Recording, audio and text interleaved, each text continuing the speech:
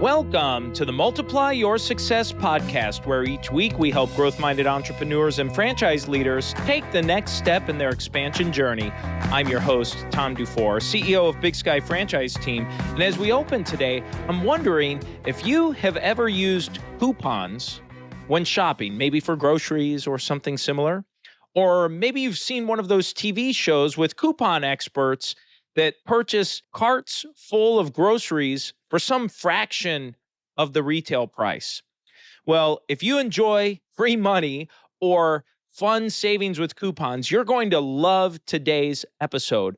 Our guest today is Mark Myers, the CEO at Peak Profit Solutions, and he shares with us how the U.S. tax code is full of what he calls tax coupons that can save businesses and high-income earners 30 to 60% in their taxable income. Now, Mark served in the Marines for 8+ years and received the Distinguished Mette Award and Robert A. Mette Award for outstanding leadership. Today, he's the founder and CEO of Peak Profit Solutions, a financial services company that for more than 15 years has helped thousands of business owners permanently reduce their tax bill on average by 50% without replacing their CPAs or financial investment advisors. I think you're really going to find this interview fascinating, so let's go ahead and jump right into it. Thank you so much, Tom. Pleasure to be here. My name is Mark Myers. I am a tax savings architect. That's my title, self-made. And my business is Peak Profit Solutions. Tax savings architect. I love that title. And it's part of the reason we wanted to have you on the show here. I know we're about midway through the year at the time of this recording, but people need to be thinking about taxes and all of these different things that are going on regularly. So one of the things that caught my eye as we were preparing for this is how high income earners can reduce their annual tax by 30 to 60%. That caught my attention. And so a lot of our folks that are tuning in are in that bracket. They're going to be in high income earners, they're business owners and executives and business leaders. I'll leave the floor to you to help explain what that means and how it actually happens. Tom, you just gave me a loaded weapon. In a good way. No, I appreciate it. So I would say a quick and kind of fun answer is clip coupons. How do you reduce your tax burden or tax cost? Clip coupons. When I say clip coupons, people are like, what do you mean clip coupons? Well, just like anything in life, there's a retail price and there's a wholesale price. And generally when you're going to pay a wholesale price is because you have some type of relationship. You have some type of method of acquiring that discount. Maybe it's a coupon that you clip that the provider gave, but you didn't know about. So I don't know if a lot of people know this, but there's 75,000 plus pages of tax code. The first 10,000 is how you pay your tax. The last 60,000+ is all the different ways you can adjust, reduce, minimize, change tax based on the situation. So in that 65,000+ pages of tax code are tons of coupons. Hardly any business owner, unless you're Microsoft or a larger company, they don't focus on their tax burden as a profit center. Like the big companies do. They realize, hey, this is our tax is 30 to 50% of our profit. And they focus on that because they know if they can reduce their tax, they've increased profits. Hardly any small to medium-sized business owners focus on their tax burden as a profit center because they think it's just what they have to pay. So paying 30 to 50% less is all about understanding what's in that code and where the coupons are that you can use to pay wholesale. That's a very interesting point. And I like the description of viewing it as a coupon. It makes a ton of sense. One question that comes to mind as I hear you describe that, and I think maybe this is for a lot of small business owners, part of the challenge is they're busy, right? They just say, well, I give the stuff to my CPA and they just do it for me and they get that done to file the taxes.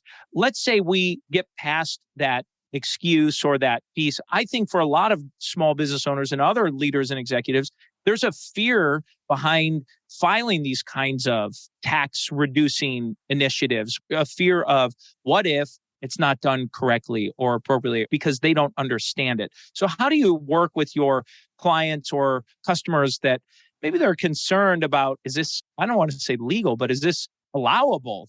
Can we actually do this? No, absolutely. And I get that question, I wouldn't say ultra frequently, but, as far as the legal, is this legal? Of course it's legal, right? Is it, essentially what you need to know is that in the tax code, there's a lot of black and white letters.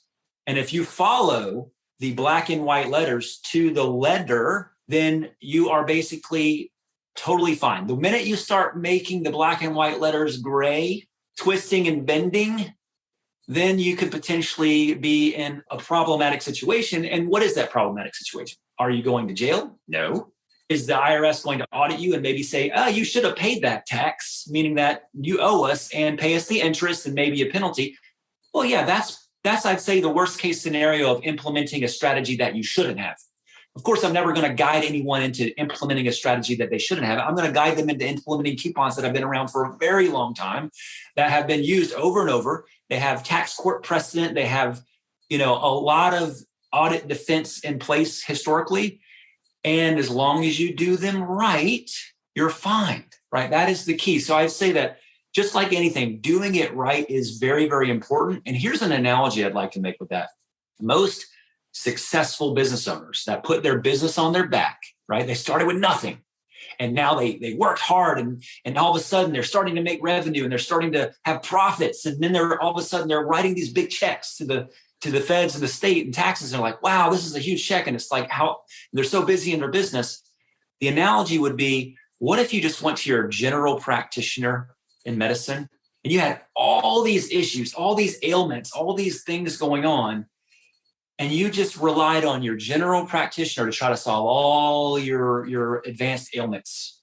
They never sent you to a neurologist. They never sent you to an ear, nose, and throat specialist. They never sent you to an orthopedist, right? That's what happens to small business owners, because they go to their CPA and their CPA basically tries to take care of everything, and they don't send them to specialists. Why do they not send them to specialists?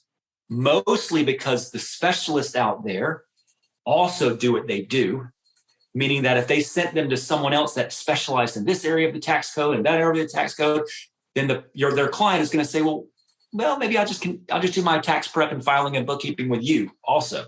So why would a CPA send them away to a specialist when they might lose their client? So I take that problem away, because I am the intermediary, and the groups that I work with are not interested in doing prep, filing, bookkeeping, accounting. They're just interested in implementing their solutions with the appropriate businesses and servicing them. And I play that intermediary role. So that way the CPA never has to worry about, oh, I'm going to lose my client because they're utilizing these advanced solutions with this other group. Interesting. Okay. So can you give a few examples, without giving out any trade secrets or anything here, with how you operate, or maybe examples of clients that you've worked with, or an example or two, just to give us an idea of what some of these things might look like? I love to. Yeah, that's fun. So I'll call the first example the chip shot. The name is irrelevant. It's kind of a pun, a little play on words, because it originated in Augusta, Georgia about 55 years ago. So if you know a little bit about Augusta, Georgia, every year somebody gets a nice little green jacket because they win this exclusive, this tournament, right? The Masters. So the Masters golf tournament is every year in Augusta. It's been years and years and years, and it's a very small town, and the world of golf internationally converges on it because it's a huge event. So the chip shot started 55 years ago because people that own houses around the Augusta course, which are already pretty affluent people, by the way, realized that they could rent their homes out for the tournament to corporations that wanted to wine and dine their clients and customers, or to just other spectators that were wealthy, that were willing to pay a pretty penny because they wanted to be close to the course during the Masters. So they'd rent it out and go on a little vacation and come back. Well, they lobbied these individuals, because they knew people that were also in the Senate and Congress, et cetera, and say, hey, we're renting our houses out, but we don't get a lot of tax breaks for our personal residence. We get a mortgage interest deduction, which they used, now you don't really get that much of that anymore. It's a limit. You used to get all of it. What can we do? So Congress and the House basically put a little law in place. It's Section 162 and 280A, And basically said, if you own a primary residence or vacation home or an RV or a boat that has a kitchen and a bathroom and HVAC, and it's not an income property, right? It's just a property you enjoy, right? So it can be a second home, a third home, a boat, but mostly your primary residence. Well, you can rent that primary residence to a third party for up to a certain number of days per year. And the income that you receive from that third party is not taxable to you.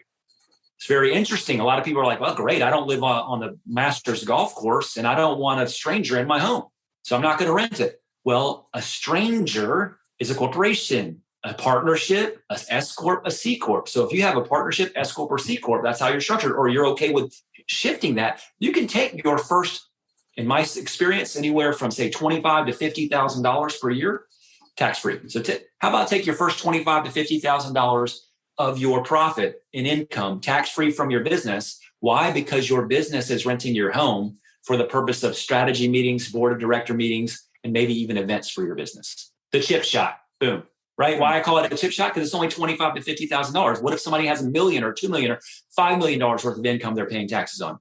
Well, $50,000 worth of tax-free income is nice. It's probably going to save them like $20,000 to $25,000, particularly if they're in California in a high tax bracket.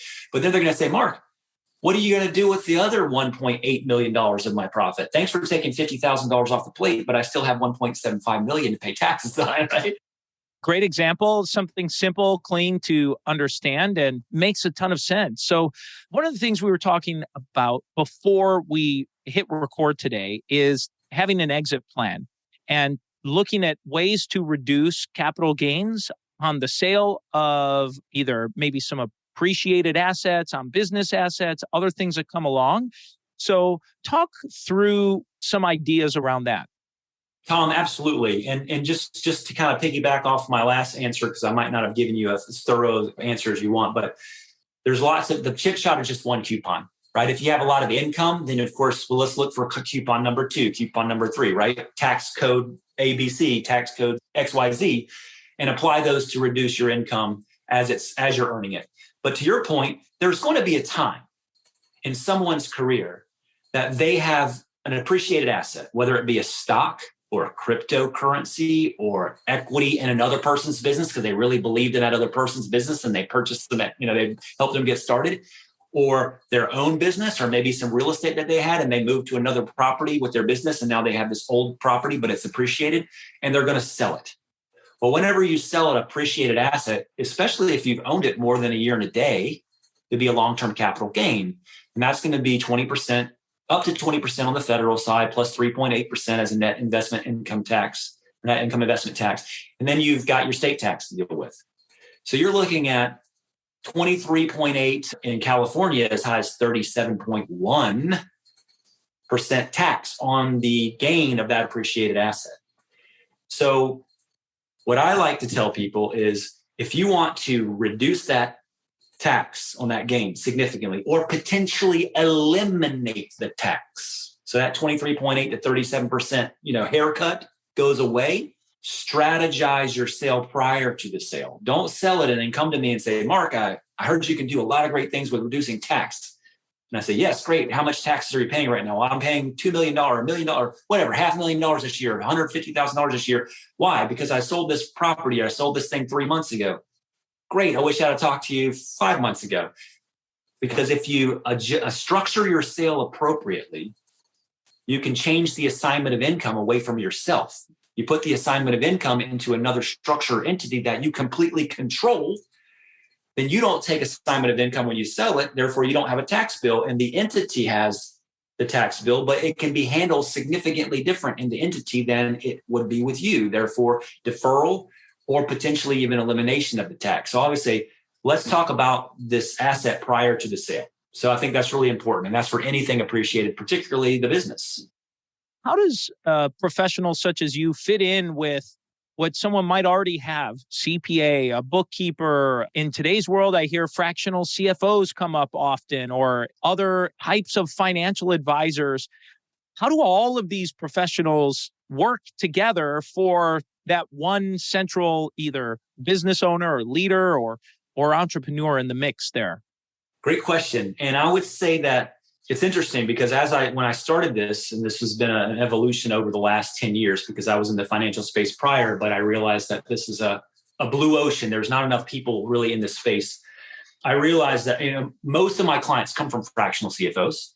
They come from CPAs that are forward thinking, not CPAs that are not forward thinking. They're a little bit more difficult to deal with, but I just have to kind of take it slow and walk them through everything. And then, of course, wealth advisors. So wealth advisors love referring me to their clients because some of their clients have a lot of income or a lot of tax challenges. And if I can reduce that tax, what does it give the wealth advisor? More money to shepherd for them. And I don't tell the person what to do with their money. I just show them how to save it by paying less taxes. So, and with CPAs, as you know, I don't do the tax filing prep, bookkeeping, or recording. So the CPA is not on guard. I'm not looking to take their business. I'm just looking for those clients that are like always complaining. Why am I writing these big checks? Is there anything more that I can do? I heard that this other person pays no tax. Why does not Donald Trump not pay any tax? Like, what is going on? Like, what are they doing that I'm not? Those are the ones that bring me in, and we bring those extra layers. So I would say the CPA is like the catcher, the wealth advisor is like the pitcher. They might have some kind of specialist here and there on their like shortstop, but then I come in and say, well, you actually need a second baseman. You don't have a second baseman. And if you knew that, you could put a right fielder in. So I basically am an extra coach that comes in and brings these different players to their team. And it's all about each player is all helping them create more business efficiency. And that business efficiency ultimately gives them a tax advantage, like the chip shot. Hey, it's pretty efficient to have a board of directors meeting every month to really focus on your business, not stay in your business, right? Most people are in it, not on it. So now you carve out the time every month to do a board of directors meetings. Let's do it in your house. Why? Because business can rent it from your house. It's a deduction to the business and it's free income for you. So that's really how I play the roles. I come in and bring in the players that need to be on the team, and I make sure everybody's working together well, and I don't step on anybody's toes. Well, Mark, this is a great time in the show where we make a transition and we ask every guest the same 4 questions before they go. And the first question we ask is, have you had a miss or two in your journey and something you learned from it?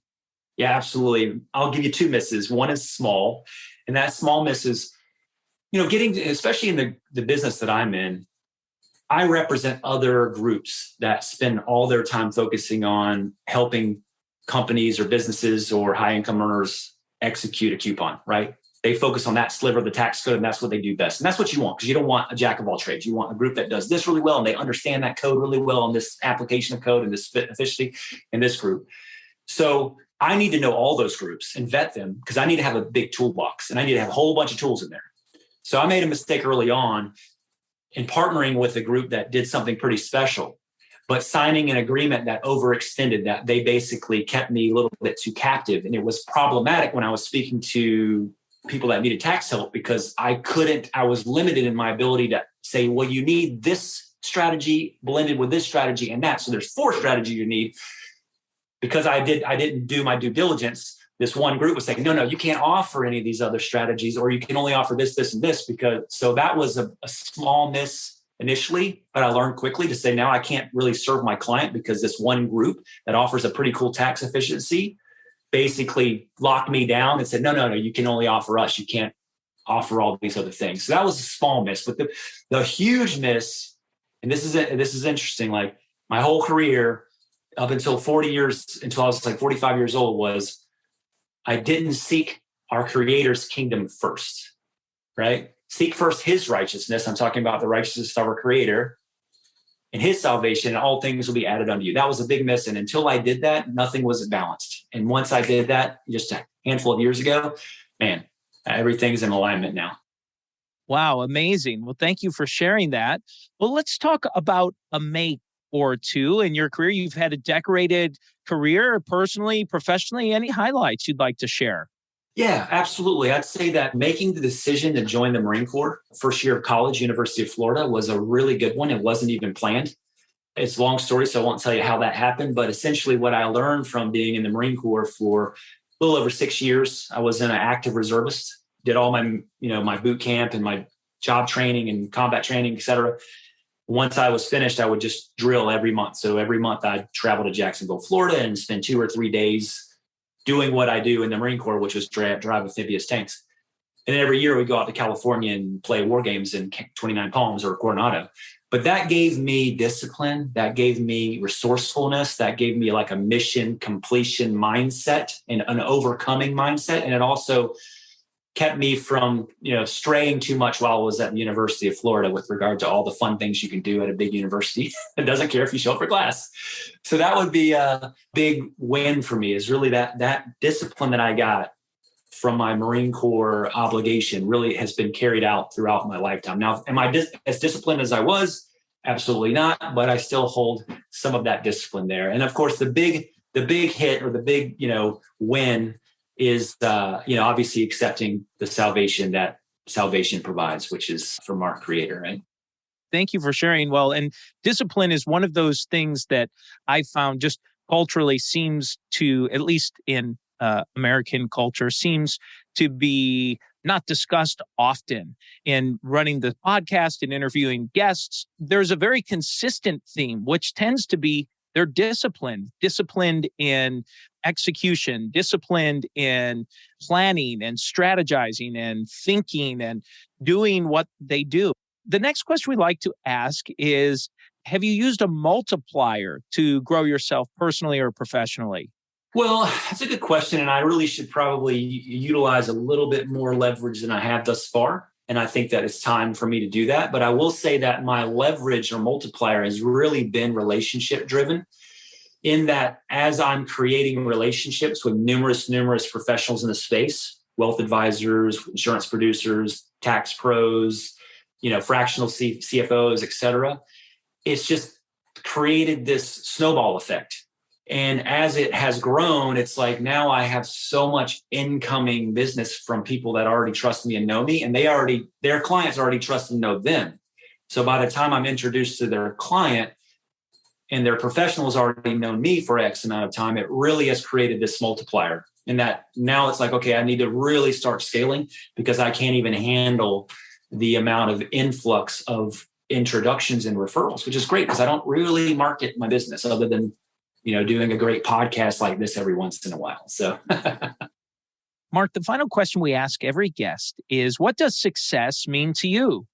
First, it's about serving. That's success. So if I am serving, I'm successful. First, I think it's an order. It's serve your Creator first, your maker, then serve your family, and then serve others. So essentially, if you keep it in that order, you're going to have success. There's no way around it, right? So that is the ultimate success, is being in a servitude type position, but knowing the order. Who do you serve first? If you serve your clients before your family, that's problematic. If you serve your family even before your Creator, that's problematic. So it really is proper order of being a servant. Very, very interesting. Well, I appreciate you sharing that. And it's interesting hearing you finding alignment in your priorities that you described. And I think back even for my business and our company, and personally going through my own realignment in faith. And this would have been maybe 5 or 6, 7 years ago. And once that alignment happened, it was incredible to see the change and the transition that occurred because of that. And one thing in particular that I did was commit to tithing and give first. It's not mine anyway, right? No one takes anything with them when they go. So there was a commitment to that. And good months, bad months, everything in between. Good months are easy. The bad months are hard, right? Right. But still keeping to that. Fortunately, I've been given back many more times over than I could have ever asked for. I really relate and appreciate that. Well, Mark, as we bring this to a close, is there anything you were hoping to share or get across that you haven't had a chance to yet? No, I just really would, Tom, I just like to invite anyone to, go to my website, go to peakprofitsolutions.com and learn a little bit more about me. You can pick up a case study or if you just want to book an appointment, I actually have a calendar that you can schedule an appointment directly with me via Zoom or phone call. And literally it only takes 15 minutes of a candid, just fun conversation back and forth, 15, 20 minutes for me to know how much opportunity there is for that person I'm speaking to reduce their tax. And that from that point forward, we determine how do we want to go from there. So I just encourage everyone to, treat their taxes like a profit center. And if they want to know more about how to do that, or if they want to really understand how many coupons that they are available to them that they're likely not using, just reach out. I'll talk to them and we'll determine what that number of coupons is. Mark, thank you so much for a great interview. And let's go ahead and jump into today's 3 key takeaways. So takeaway number 1 is when Mark talked about tax savings through what he called tax coupon clipping, and he shared that there are over 75,000 pages of tax code, and roughly 10,000 of those are showing what you're supposed to do, and the other 65,000 are what he calls these coupons that exist. Takeaway number 2 is that large companies view taxes as a profit center and have their accountants and tax professionals that search to try to find which of these, what he calls tax coupons, apply to their situation to reduce their tax burden. Takeaway number 3 is the comparison Mark gave to what he does, where he said your general CPA is kind of like a general practice doctor. They know a lot, but they know a little bit about a lot of things to help you in your tax preparation. And so sometimes you need a specialist, is what he said. And so Mark described himself as that tax specialist to help you with some of these areas. And now it's time for today's win-win. So today's win-win is really all about these tax coupons. And the question being, well, is it legal? And the win-win is, yes, it is, if you follow the letters of the tax code to the black and white letters that's written. He said the second you get into those gray areas is when problems occur. So stay in the black and white within what's described. And from what he said, it sounds like it's pretty straightforward. When you start drifting out into those gray areas, well, that's what creates challenges for businesses and individuals. And as a final disclosure, just before we close the episode, obviously this is not intended for tax advice, so be sure to seek counsel from your CPA or other tax professionals before implementing anything that you may have heard here. And so that's the episode today, folks. Please make sure you subscribe to the podcast and give us a review. And remember, if you or anyone you know might be ready to franchise their business or take their franchise company to the next level, please connect with us at BigSkyFranchiseTeam.com. Thanks for tuning in, and we look forward to having you back next week.